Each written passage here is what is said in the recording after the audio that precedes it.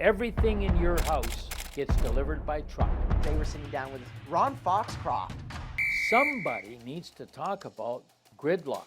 It's costing us billions and billions of lost revenue for our trucks and your car to sit on the highway, gas at the pump, diesel at the pump, groceries at the grocery store. The government should get out of business. The government should get out of running a business. The carbon tax is the worst thing that's happened to politics in the last 2 years. How can the government get conversations started with you and other trucking companies around the table? Put the private sector in the room and go in with 2 ears and 1 mouth. Ladies and gentlemen, welcome back to My Generation. Today we're sitting down with Ron Foxcroft. Ron, you do so many things. How could I introduce you properly? Ron Foxcroft, family man. And you even added the voice too. Yeah, I love it. Yeah, family man, and I would say proud Canadian. Proud Canadian. You are very proud to be Canadian. Where does that stem from for you? Yeah, well, basically, my mom and dad. I had a great upbringing. I had a great childhood, and mom and dad loved being Canadian. And even when I was refereeing, being the, I worked the Olympics, and then I became the first Canadian to referee in big-time basketball, NCAA Division I. I wasn't going down to represent Ron Foxcroft. I felt a responsibility to represent Canada. I felt that I was being judged not as Ron, but as a Canadian. Canadians can achieve. So I had a privilege, also a responsibility to work hard. Mom and dad always said, you don't have to be the smartest guy in the neighborhood, but you better be the hardest working guy in the neighborhood. You said that in your book. Yeah. I love that, right in your intro. Right. Where does your story begin for you? So if I were to ask you to go back to your childhood, where would you say that your story begins? What's the earliest memories you have there? As a kid, I loved sports and loved competition and loved my friends. And basically, my friends, as a little boy, I looked at them. I guess I realized when I grew up, I realized that they were really more than my friends. They were my teammates. Like, we were achieving together. And so my memory goes back to, when I was 5 years old, I loved playing baseball, loved playing hockey, loved playing basketball, just loved playing sports, which meant you met a lot of friends. Yeah. And so well, you consider yourself a very social person. Yeah, and I love people because back then I realized at a very young age, maybe 5, 6, 7, you can learn something from everybody. Everybody does something well. And so it all got started with having a great mom, a great dad, particularly a mom. Yeah. And my mom had the greatest judgment of people in the whole way. I remember she was a church organist, and she said to me one day, and this really shocked me, she said, Ronald, some people go to church for the wrong reason. They go to church to be seen. Avoid those people because they're phony. Well, I think it's well said. I mean, when you talk about lessons learned, you have done so many different things. Yeah. And we'll get into all of those things. But talk to me a little bit about, because I firmly believe that a childhood is really what shapes a person. Their parents are as well. And you kind of just learn as you go from there. But those foundational roots, what was a primary lesson that your parents taught you? It sounds like working hard was one. Yeah. What would you say was your core foundation there? Mom and dad always said, value your friends. And as I said previously, mom and dad always says you can learn something from everybody. Everybody has a particular talent. I learned family values. It was a lot different back in the 50s. Dad went to work, mom stayed home, and when you got home from school, mom was there. When dad got home from work, Mom was there. Everything was slower moving back then. There was no such a thing as internet. There's no such a thing as video. Right. And basically there was communication. Did you feel that communication was stronger back then? No question. Really? No question. Like today, I hate it. People sit 6 feet apart like we are on their device. People today forget to communicate. I always say that the toughest thing in business is learning people communication skills. And when we hire a new teammate at our company, I really look at family values and people communication skills, because with social media and tablets and devices, there is a tremendous shortage of people communication skills. The other thing I learned young, the loudest ain't always the smartest. You see that in politics today. The person that speaks the most and speaks the loudest ain't necessarily the smartest. Yeah. And so I kind of learned that friendship was important, family values were very important, and communication. Where do you feel, I'm curious, I agree with your point on the communication side. Where do you feel our generation today in some ways lacks compared to, 50, 60 years ago when you were growing up? Some would say, they would argue that, well, social media allows us to be more well-connected and always in conversation with one another, but is that really the case? Well, let me tell you, when email started, I said to the Chamber of Commerce, "You'll never see me on email." Really? Well, I depend on email today, so I had to eat my words. But I think there's a balance here between human people communication skills and technology. Yeah. We've almost reached the point of too much technology, and that even applies in the business of sport.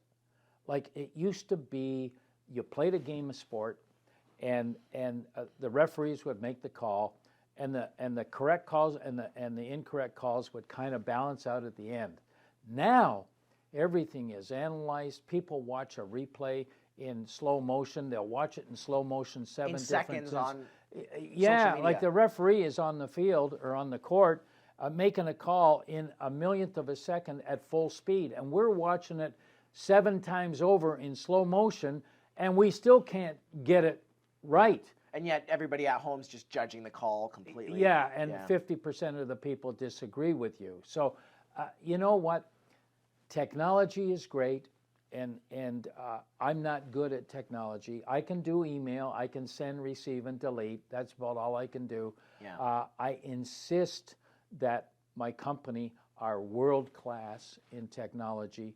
We have an internet shop, Fox40shop.com, right. Online buying and so on. And, online CRM systems and online technology. We have brilliant people that are experts in technology. I'm not, but our company has to be to survive. You have to be up in technology to survive in business today. That's the part of innovation that you have to be a part of. Yeah, to the detriment, kids are coming out of school today with lack of people communication skills. So I want to ask you about that point. There's a good mentor of mine, and he'll know who he is when I'm talking about this story. Right. That I actually had resulted. It was a conflict situation, and I was very frustrated. Right. It was a business relationship, and I immediately fallen back to sending an email. And I look back at that now, and I think, well, I did that because I was too afraid to hit the conflict head on. Yeah. And so, to me, that is one of my most core learning lessons of my whole life. And I hope that he smiles knowing that. I know he does. But he met with me. He insisted on meeting with me to discuss the issue. Yeah. And it was one of the hardest conversations I've ever had in an hour. But by the end of it, we completely came to an agreement. We both kind of recognized where we went wrong, and we went from there. But that lesson taught me so much of how to hit conflict and have a discussion eye to eye, face to face with somebody. Where do you feel, I mean, you had said that, today, it's like we kind of just result to email and text, and even calling is mediocre. It's the meeting point of face to face. So I have a question for you. What would be one of your most humbling moments that you've had where you've been challenged like I have in that way, where you realize that in-person relationship is crucial more than just, technology? You have brought up a hot topic that is near and dear to me. And I ask my people every single day not to do two things. Do not negotiate a transaction electronically, and do not resolve a conflict electronically. In other words, if we're doing a contract, I ask my people, do it face to face. Do it face to face. If you have a conflict, don't hide behind a screen. Deal with it the way you just... Sam, I'm so glad you brought up this subject, because politicians need to learn this rule.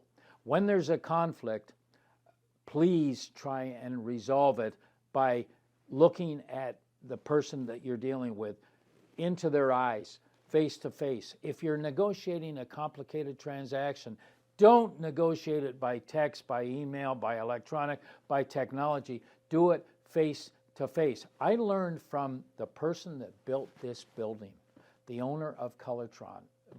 He taught me about conflict and negotiating. He said, Ron, always negotiate a contract face to face, in person. Don't hide behind your screen. Always resolve, if you can, a conflict face to face, in person. Don't hide behind the screen. And then when you're negotiating or resolving, pick yourself up, walk to the other side of the table, and try and see the conflict or the transaction from the other person's view. Because something that's resolved, or a transaction that ends up you having 51% advantage and me having 49, is something that won't last. That's not a lasting transaction. That's not a lasting resolution. A resolution, a transaction, has to be 50-50. We won a trucking contract once, and we won it big time, 70-30. Wow. In our favor. Didn't last. Really? Because a few months into that transaction, they realized that it was unfair. The advantage was 70% me, 30% them. So we had to go back at the table and get it resolved face to face. So the transaction was, they won 50%, we won 50%. That transaction has lasted 37 years. You're kidding me. Yeah, instead of lasting because we won it big time. I don't know how we won it big time. Yeah. Whether they let their guard down. The timing of something. Timing's everything. And even when we were winning, I said to myself, this isn't going to last. You kind of have this innate sense of that, eh? Yeah. When you know that something's unfair. Yeah, for to my both advantage. Sides, even to your advantage, you know. Take me back. So would that be a humbling moment for you? Like where you realize, oh, I need to check myself. Yeah, and I had another humbling moment about people communication skills. And I learned this because we got a contract, a trucking contract, where we had to, it was a 6-year contract where we had to finance trucks, 14 trucks, with the bank over a 5-year period for a 6-year contract. 1 year in, the guy called me and said, I'm kicking you out. My brother-in-law just got into the trucking business and you're out. And I said, we have a 6-year contract. And he said, well, sue me. Well, you never sue a customer. So then instead of doing this on the phone, I got in the car. Oh my God. And I said, Albert, I'm really disappointed. I understand your decision, but if it doesn't work out, give me a call. Now, inside, I was burning. And really, I wanted to punch him in the face. But the general rule in business is always be professional. So I left the arrangement by saying, Albert, if it doesn't work out, give me a phone call. A year later, he called me and he said, would you come down here? I really need to talk to you. And the conversation started face to face. He says, you know, those words that you said to me a year ago, if it doesn't work out, give me a call. He said, if that was me, I would have punched me right in the face. But he said, those words stuck with me. My brother-in-law in the trucking business failed. Would you come back in? Wow. And you know what that was all about? People, communication, skills. We could have left that contract very angry over the phone or by email, by text or by text. But I elected to leave that arrangement in person with people communication skills. We got it back, and we got it back with people communication skills. And it actually strengthened the relationship more. The relationship is still there. Yeah. Years later. Yeah, I found the same thing with mine. Like it strengthens relationships when you can hit conflict head on. Yeah. Whether it's a romantic relationship, a business relationship, Yeah, whatever it is. and don't get me wrong, please. I believe in technology.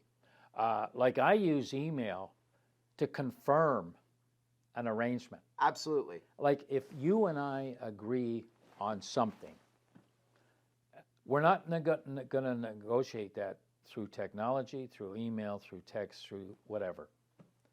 But we're going to confirm it. And so Sam and Ron come to an agreement.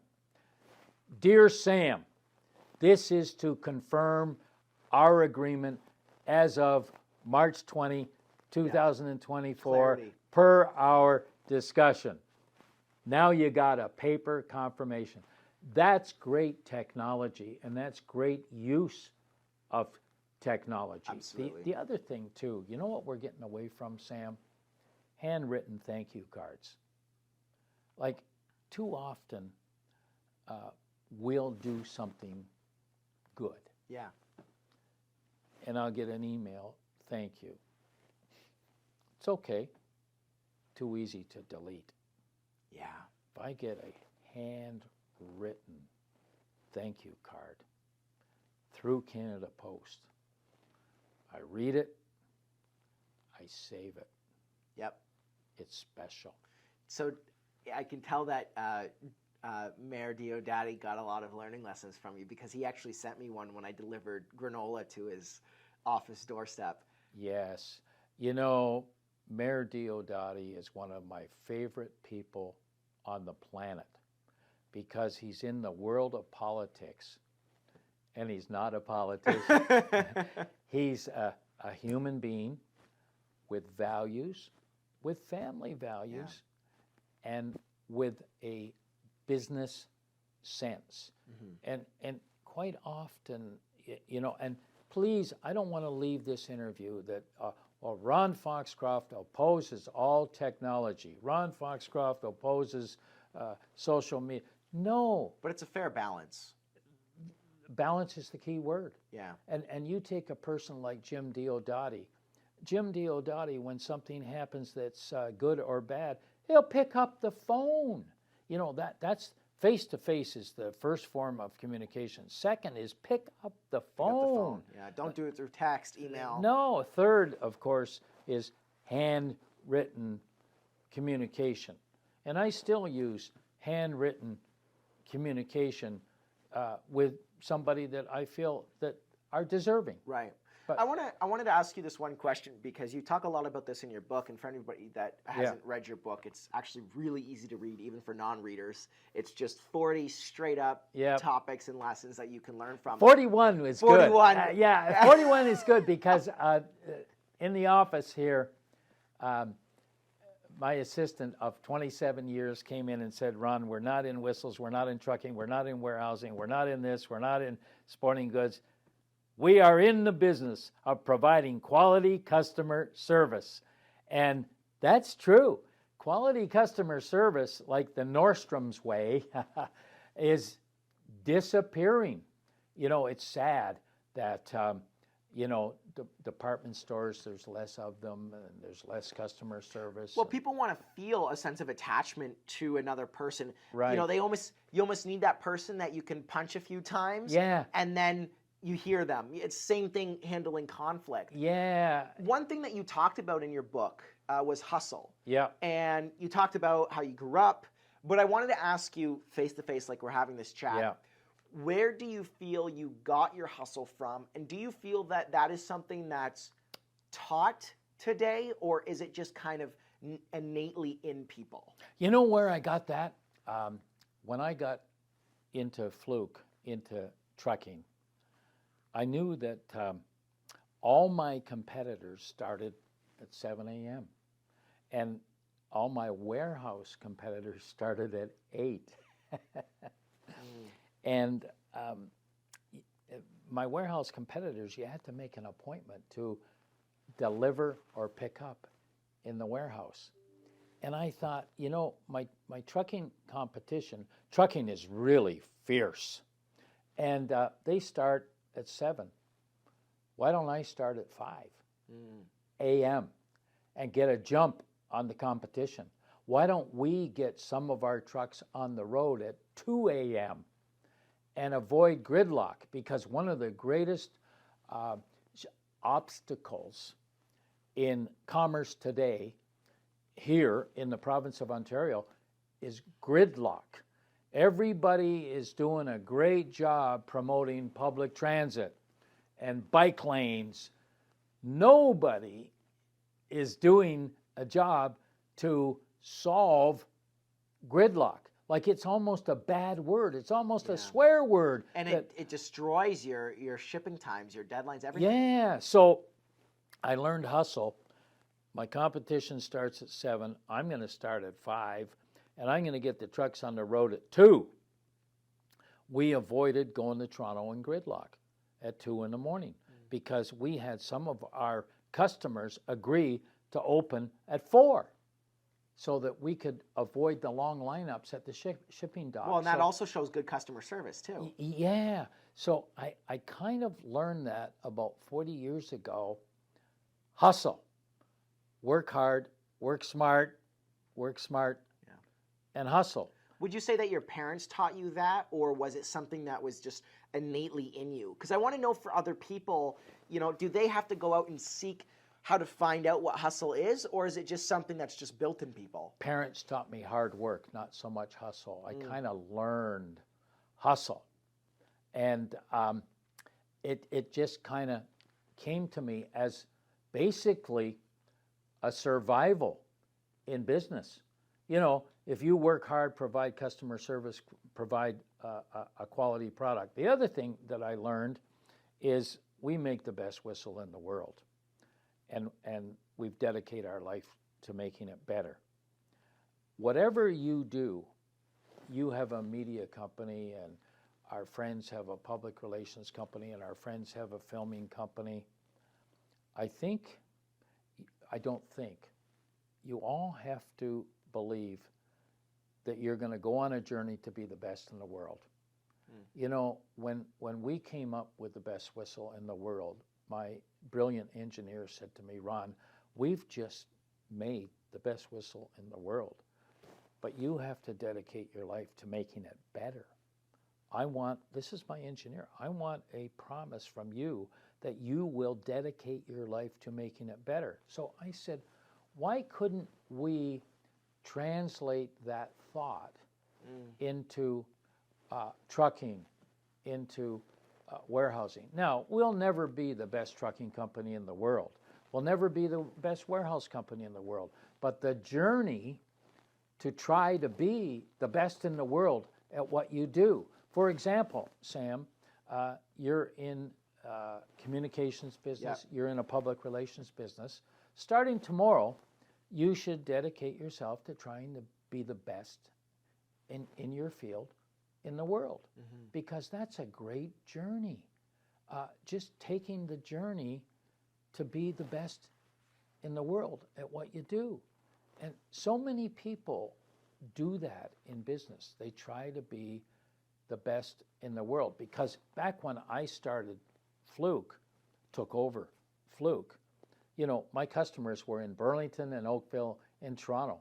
Now they're in the world, because we truck to people that export their product to everywhere in the world. So you have to have that world feeling, and that comes from hustle and trying to be the best in the world. And we have, my team here have dedicated themselves to Fox40 being the best in the world. We have a marine division, we have a gear division, we have coaching, and we may not be the best marine producers in the world, but we're sure trying. I want to talk to you a little bit about that, business specifically. You know, a lot of people have founding principles for success in business, especially guys who've been in business for quite a while. What would you say, you talked about customer service, you talked about a few other things, but what would you say are good founding principles for a business in order to flourish even 100 years from now? I'm so glad you asked, because I talk about this all the time. Keep score. The person that I talk to every single day is the person that takes care of the cash register. That's called keeping score. Our CFO, and back in the beginning, my wife Marie did the books.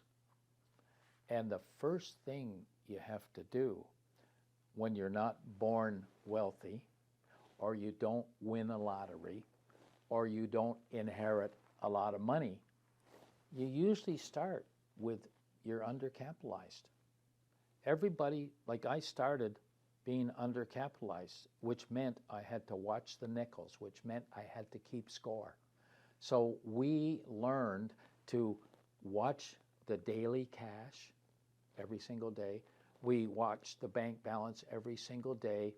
And instead of, after 6 months, taking all your invoices and throwing them into a green garbage bag and then counting them and doing the accounting after 6 months, we did it daily, weekly, monthly. When we bought Fluke, we checked the bank balance, cash, every single day. We did a weekly P&L. So keeping score. You were very organized, it seems, when you were looking at building your business. You know what helped? Having no money. Yeah, it keeps you alert. I would have got sloppy if I had inherited money, inherited the company, won a lottery, or been given a lot of money. I think I would have got sloppy. But I didn't have any money.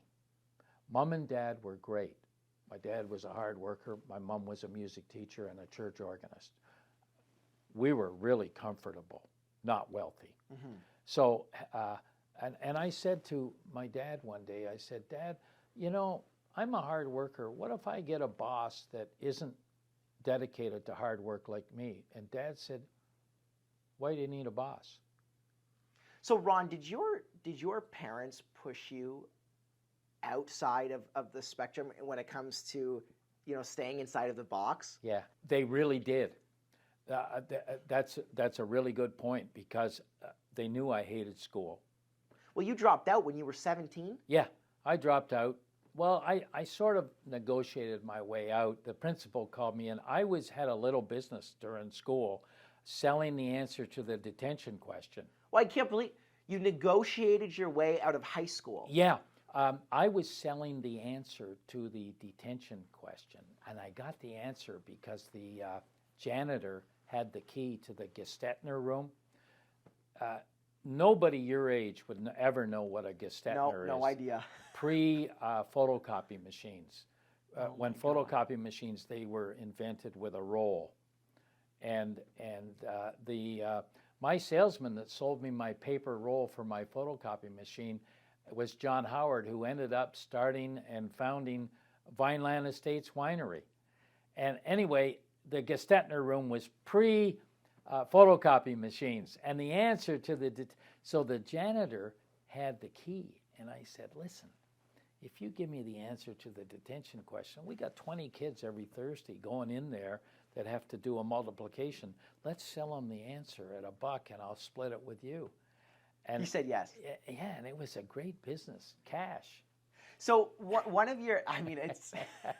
And the principal wasn't impressed. No, of course they weren't. But the resourcefulness was just incredible. Yeah. One of the other lessons that you talked about in your book, and this, in my opinion, relates a lot to business, which is why I want to bring it up today. Yeah. We don't have time to talk about all of them, but your second lesson, was listening.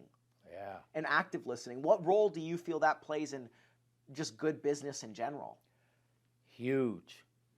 Never try and pretend that you're the smartest guy in the room. Always go into a room, a negotiation, because you have something to learn from everybody in that room. And I always tell people, and I learned this lesson from my mom, you have 2 ears and 1 mouth to use proportionately. Use your ears and listen. And boy, you learn so much, because the person doing all the talking that may be the loudest ain't necessarily the smartest, but you can pick up a lesson from them or their vulnerability. So Mom and Dad kind of pushed me out of the box, because when I left school before graduating, I started a landscape business and worked hard, and I had been selling these answers to the detention question, and so I said to Dad one day, I work hard. When I get a real job, what if I have a boss that hasn't got the same work ethic as me? And Dad said simply, why do you want a boss? You know, when you talk about reffing, you talk about it like it was very political. Some refs didn't like you because you were Canadian. Some players didn't appreciate you because you were Canadian going into American sports. Yeah. It sounds like it's very similar to the political style relationships that you get in business or, you know, in actual politics, etc. What role does active listening play? Like, how did you use active listening in, you know, bringing down the guard of individuals in reffing and just in everyday? Well, in business, there's a lot of people that aren't in business, don't understand the sacrifice you make to be in business. The sacrifice you make to be in business is basically you have no life except business. And when you're undercapitalized on Thursday night, Friday's payday, and you wonder how you're going to cover it. You know, I went for 2 years, didn't take a salary out of Fluke, but I was working hard as a basketball referee. I always, from the day I was 17 years old, made extra money refereeing basketball. And that helped me when we started Fluke, because my wife would work in the business, I'd go away and referee and make some money. But you know what? People see now that our business is reasonably successful. We still have a lot to achieve, but I have a comfortable home, I drive a comfortable car, and have what's perceived as a comfortable life. Did reffing, like when you relate reffing back to the listening element, how did you use listening to, you know, make friends with, I guess the refs in some way? It was really hard because, you see, I didn't grow up in American basketball. See, all the referees would start with the coaches in Division III. So the refs and coaches would bring up Division III, Division II, junior college, and I didn't. I parachuted into Division I basketball from the Olympics, and all the coaches said, who is this guy? Yeah, I don't remember him from Division III, Division II, Division I. And who is this guy? He's Canadian. He should be refereeing the violent, slippery surface game, hockey. And so it was really hard. And finally, the turning point back then, there were no cell phones back when I made it in Division I. it was telephone and tele-ref. And if you told a ref, it went right across the country by telephone. So I did, it was really, really hard until one game in Houston, a guy came into the locker room, 2-person game back then, and he said, I'm not reffing with you. You're Canadian, and you've taken a job from my friend. And I said, well, there's 15,000 fans here at the Summit. I guess I'm going to have to referee the game alone. So when they're playing the national anthem, he came out. We refereed the game, and we together did an amazing job. It was 2 rivalry schools that hated each other. So normally you'd call 39 fouls. I think we called 60. It was one of those. Right. He came in the locker room, hugged me. He said, you're not Ron the ref. You're not Ron the Canadian. You're Ron the ref. Well then, telephone, tele-ref. Yeah, everybody found out. He went across the country by phone saying, you know that kid, Ron, he can work. Mm-hmm. It changed. It changed. Then I started listening better to my fellow referees. Like we would have a pregame and I'd say, look, give me some advice. You know these coaches from growing up. Give me some advice. And the consistent advice was, give the coach an ear. Give the coach an ear. Listen. Listen. Yeah. And it makes them. It almost makes them feel important. Like they're even though you're the one that's making the decisions at the end of the day. Yeah. Give them an ear. Well, I transferred that pre-game advice into my business. Give your teammates an ear. You know, your best ideas in business come from 2 people. Mm-hmm. Your customer and your employees, which I call teammates. So your teammates and your customers. Most of our good ideas come from our customers. The best way to grow a business is grow your business with existing customers because they already like you. So all you got to do is transfer that like to love. So if they're doing $100 a month with you, your goal should be next month they should do 105. Yeah. So I transferred that refereeing advice into real business. And I like to think that I am, I'm not excellent at anything, but I'm good at listening. Yeah. Well, it plays a pivotal role. You know, you do so many things, and I obviously wanted to touch on Fluke for a moment. You run a huge transportation company. Yeah. Do you have any stats on that? Like how many trucks do you have going in or out? A lot. A lot. A lot. Yeah. We have a big warehouse. We have 500 trailers, 125 tractors, a lot of people inside, your maintenance people, your dispatch people, your accounting people, your technology people. They all need to be working in harmony. It's a very complicated business, and somebody told me that when we bought it, we're 104 years old, 2 owners, the Fluke family and our family, and somebody told me that 93% of the major trucking companies that were here when we took it over 40 years ago are gone. So it's a very Well, I know that you bought the business when it was going under too, so they would have been part of that, and then you stepped in and took a different approach. Right. Why transportation? Like, what pivotal roles does that play in Canada's future in general? First of all, why transportation? My dad said, why do you need a boss? And it was a trucking company available for sale. It could have been a widget company. It could have been anything. But it was for sale. And Dad said, if you're worried about having a dumb boss, eliminate your boss. And basically, my only boss is my wife. Mm-hmm. Like, she doesn't let me do anything. You know, and so basically, I was scared Yeah. about having a dumb boss. And this opportunity, it could have been any company that was for sale, but the problem was I didn't have any money. And you know, I solved that problem by saying to one of the brothers, Bob Fluke, I said, Bob, you want more than money. I want a job for life with no responsibility. And I said, you're hired. Convince your two brothers Yeah. to take money over time, which he did. And I hired him for life. And he said, what do you want me to do? I said, whatever you want to do, whenever you want to do, and teach me the business.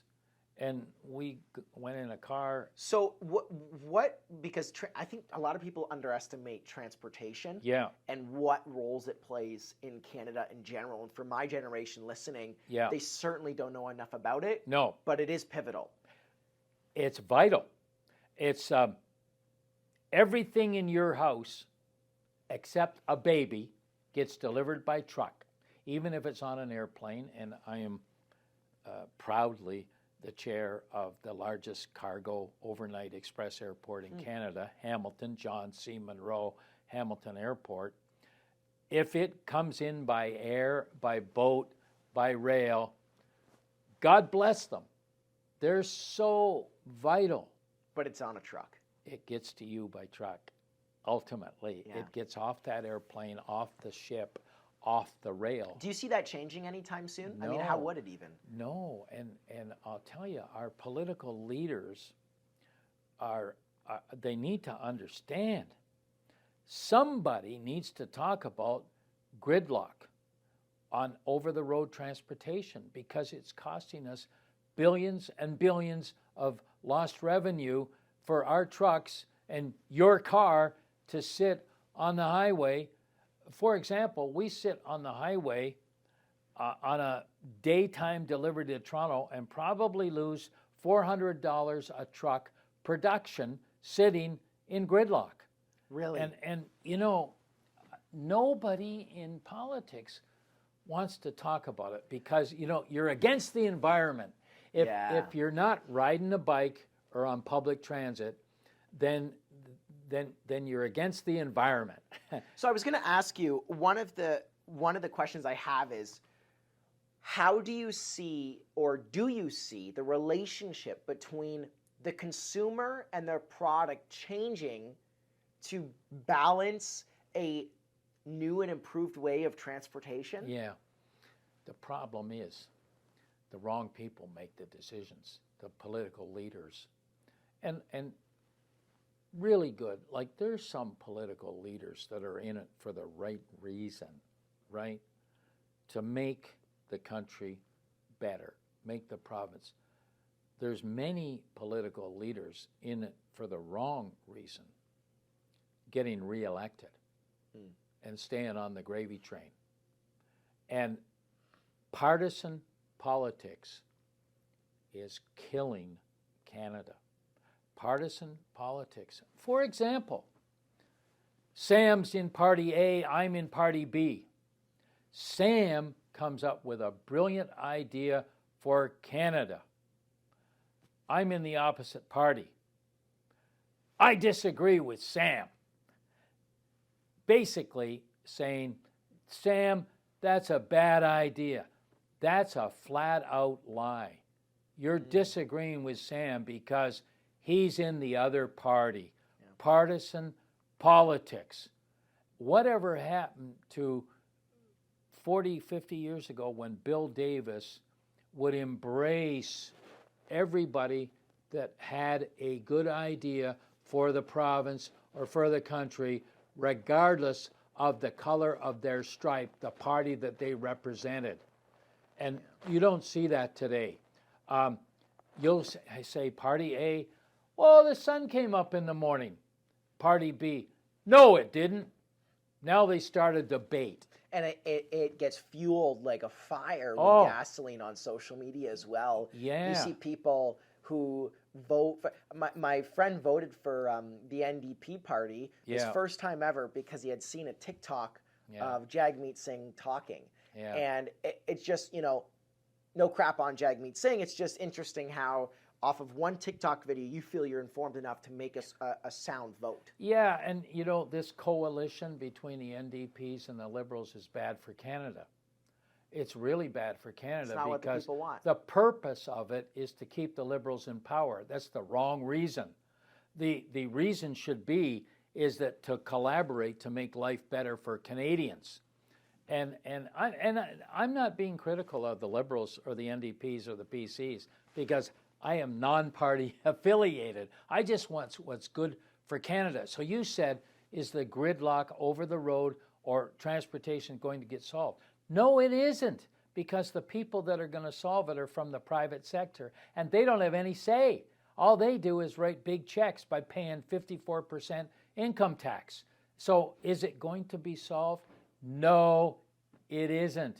I want to ask you, you know, I'm not sure if you've been asked this before, and I don't know if you know the specifics on this, but of course we've seen a carbon tax implemented in Canada since 2018. And I think a lot of people don't understand the effects that has on shipping. Yeah. I mean, of course, it has an effect on the farmer and the retailer in some capacity for food waste, but really, you're the one that's hit the most. Yeah.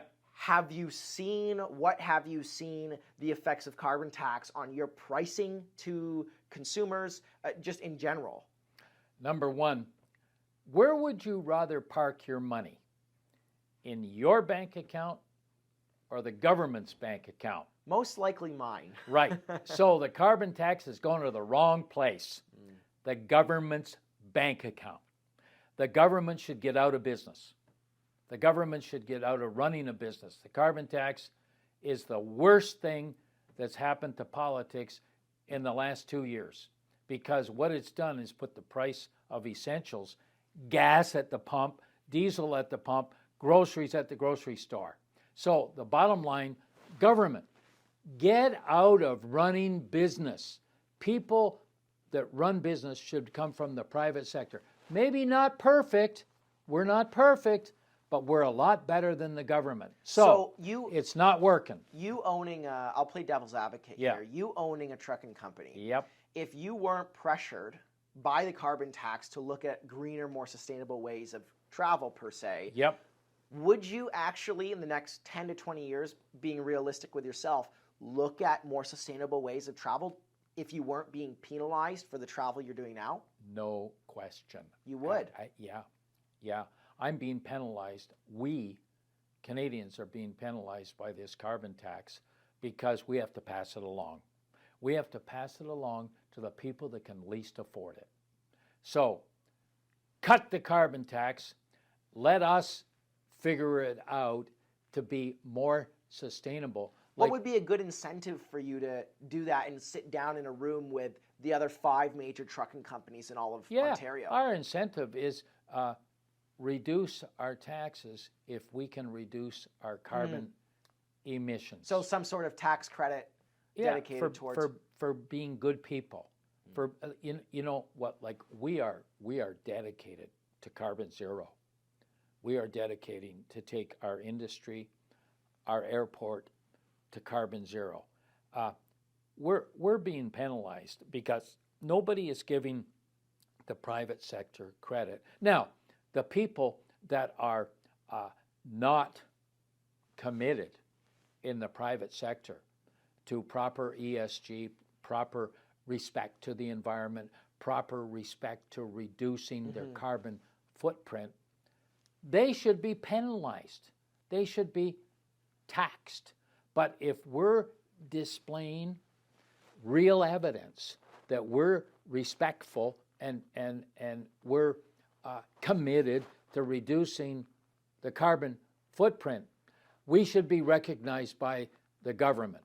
And they would be big winners because we could reduce, reduce our carbon footprint, reduce our tariffs to our customers, who could then pass that reduction along to people that can least afford it, the people that are buying groceries at the grocery store or buying gas at the gas pumps. How true is it that, say 10 years ago you were charging $100 for this run, and now you're going to charge $150 because the carbon tax is ruining that? How true is that now you're customer, so Yep. let's say it's a grocery retailer that you're delivering to, that retailer passes that on to the customer. Is it, from what you know and what you've seen, is it entirely passed on to the customer? Contrary to what you see in social media, the grocery store owners are not the villains. Right. They're only 3.6% of margin on the average product. That's exactly right. That's exact. But if you read social media, you'll read that because they're making a profit and drive a Maserati, they're evil people. Well, they're not.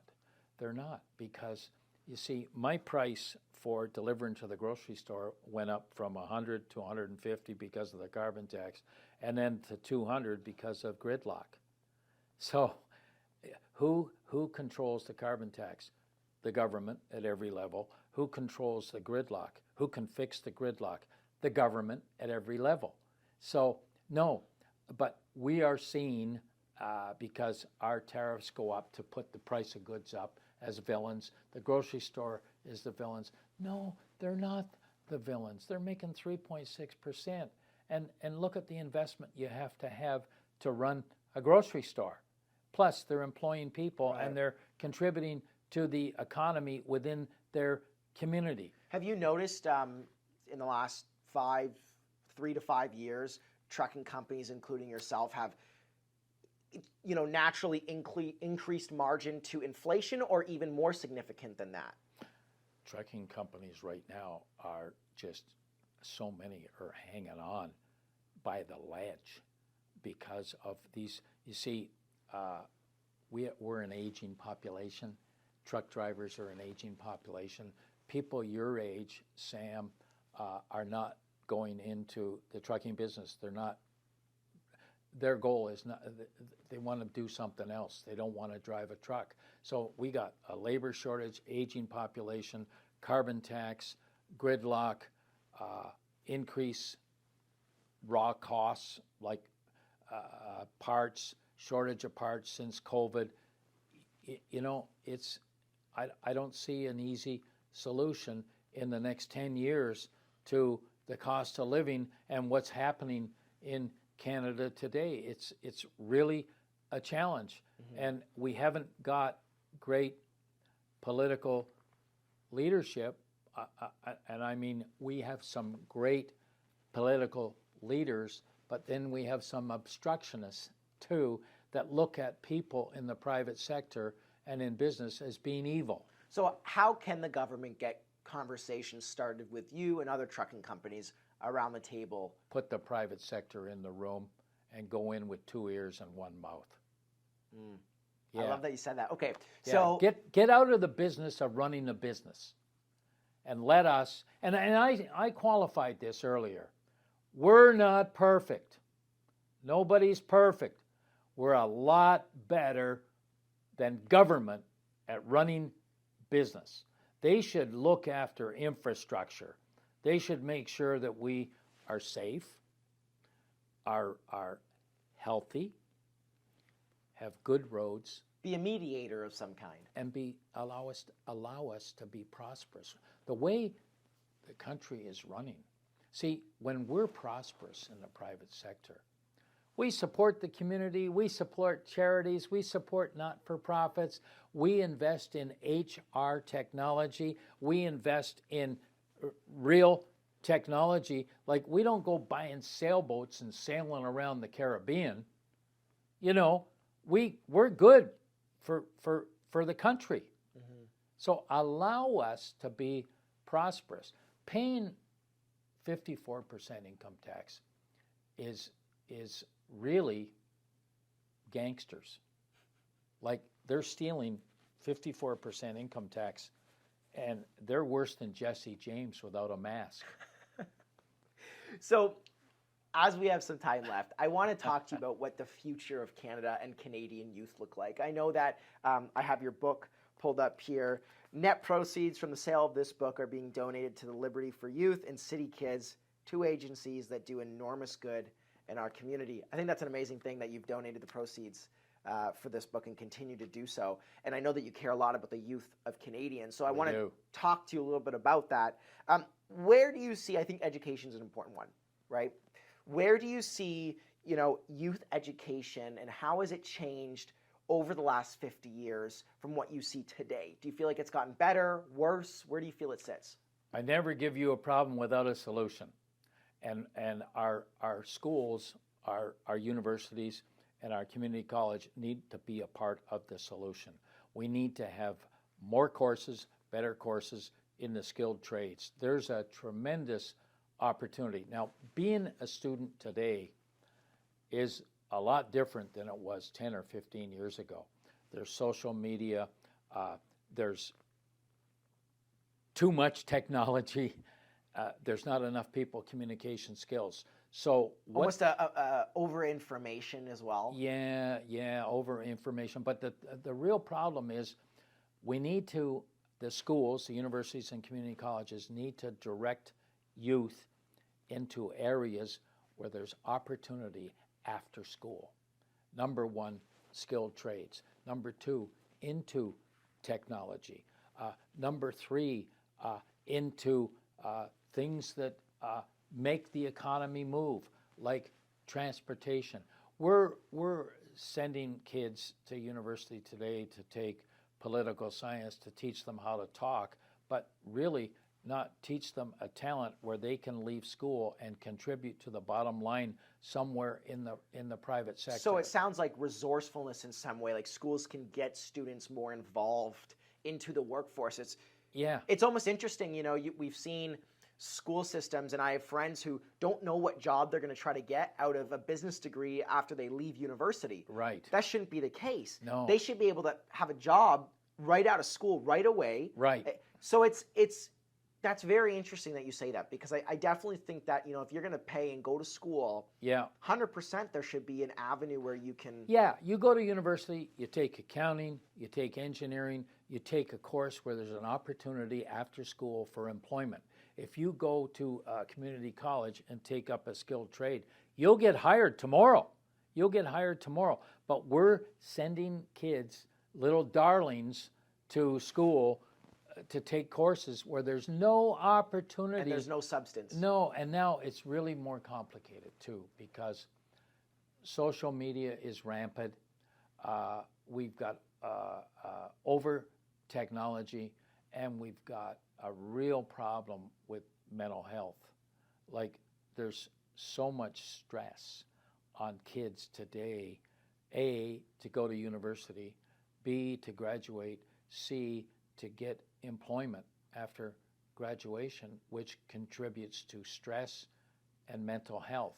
Well, in your 12th lesson in your book, you had talked about a winning attitude, which I think is crucial. Yeah. How do you expect our youth today to have a winning attitude in an environment like this? And what's some advice that you could give them to do so? Yeah, well, basically, pursue a career where there's opportunity.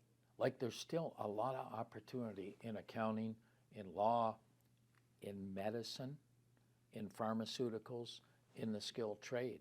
So I think the schools can play a better role in mentoring these new students into taking advanced education where there's an opportunity. Let's not keep sending these kids to university and taking courses where they're learning how to talk and how to protest. Do you feel that, that's valid. Yeah. Do you feel that that'll contribute if students have more opportunity, they feel, when leaving school, that'll contribute to more of a winning attitude? Yeah. And, we're teaching them communication on social media and how to protest. Does that make you sick? Like, interesting. Look at all the protests that are going on now. Many of them violent. Why aren't these people at work? Like, I can't go, well, I don't want to go in front of City Hall and protest because I got a job. Yeah. All these people that are protesting, like the protest that was in Ottawa, which was just terrible embarrassment, which went internationally, an embarrassment for Canada. They called it a trucker protest. It wasn't a trucker protest. Truckers were busy working. Like, these were non-truckers, non-workers in trucks. Do you think that when we look at developing a winning attitude in our generation, Yeah. how can they go about initiating that in themselves? Well, basically, they have to take the responsibility to identify areas post-education where there's opportunity. And that comes with good mentoring from schools, good mentoring from politicians, good mentoring from parents. So if I've got a kid, and I did, that was looking at going to school after high school, and I said, Ronnie, you can go to a community college and learn a skilled trade, or you can go to a university because you have this great ability to understand accounting, finance, and business. So, skilled trade, accounting, finance, and business. Where are we going to go? He chose accounting, finance, and business at a university. And obviously, I needed somebody that understood accounting, finance, business, customer service, and sales. The other thing, too, there's opportunity everywhere for more salespeople. The hardest person to sell is a salesperson, to hire is a salesperson, because you can hire customer service people, but you can't hire salespeople because salespeople have to have courage and perseverance, because you're going to get the door slammed at you 100 times before you get the one order. And so where there's big opportunity in sales, you may not have ever heard this, there's a huge shortage of family doctors and salespeople. And people misinterpret, oh, I'm a salesman. No, you're not a salesman. You're a customer service person. You're an order taker. Yeah. There's a big difference between an order taker, a customer service person, and a salesperson. I find it interesting how you're talking about, because I think you're right. I think a lot of our generation struggles stems from they don't feel like there's opportunity when they leave. No. If they could be taught that, if they could be molded in that way, that would help them develop a more winning attitude. Yeah, and you know what? You're very smart, and I'll tell you why. When we arranged this interview, you took a very wise approach. You got a reference to say good things about you. Right off the bat, you didn't have to sell me. But you did sell me. You did sell me because a person, Jim Diodati, that I respect to the millionth degree, recommended you. That's a good sales approach, as opposed, you probably thought, I'm going to call Ron Foxcroft, he doesn't know me from a load of hay, and ask him for an interview. Yeah. I would have been probably receptive, but suspicious. Yes, absolutely. Who is this guy? What's his motive? Yeah. What does he want from me? Does he want a donation, a sponsorship, or money? Yeah. I'm suspicious. However, Jim Diodati called me and said, Sam is going to call you. He's a really good guy. Boom. You're a salesman. Decision right there, yeah. Yeah, as opposed to if you had called me cold, probably would have agreed. It would have been a tougher sell. Yeah, that's true. I'm on that point, and as we close off, because I know you've got a game tonight. I got a game tonight. I want to ask you, what lessons do you feel? Because anybody who's listening to this, I don't want them to feel like they're a step behind. Right. Because I think a lot of the lessons that you're talking about have to be learned through experience. Yeah. But I am curious to hear from you. What do you feel needs to be taught versus experienced when it comes to learning lessons? Perseverance needs to be taught. Perseverance is the big thing. Like, for example, I think that if I didn't have perseverance, I would have given up trying to buy Fluke with no money. But it was in me, perseverance. It was probably... And you were taught that over time? Well, it was part of being desperate. Yeah. I needed a job. I needed the money. That's a good thing. Like I told you earlier in this interview, I don't think I would have had the success that we've had if I had inherited the money, or I got my accounting degree, or I had won a lottery. But because I was desperate for a job, for money to survive, I learned perseverance. Yeah. So I think that if I was talking to a student today, you don't have to go through what I went through of being desperate, needing money, and needing a job. Just accept the fact that perseverance is an attribute that you need. And when you get slapped and the door slammed in your face, the only thing wrong about that is if you don't get up, dust yourself off, and go at it again. Yeah. And that's called perseverance.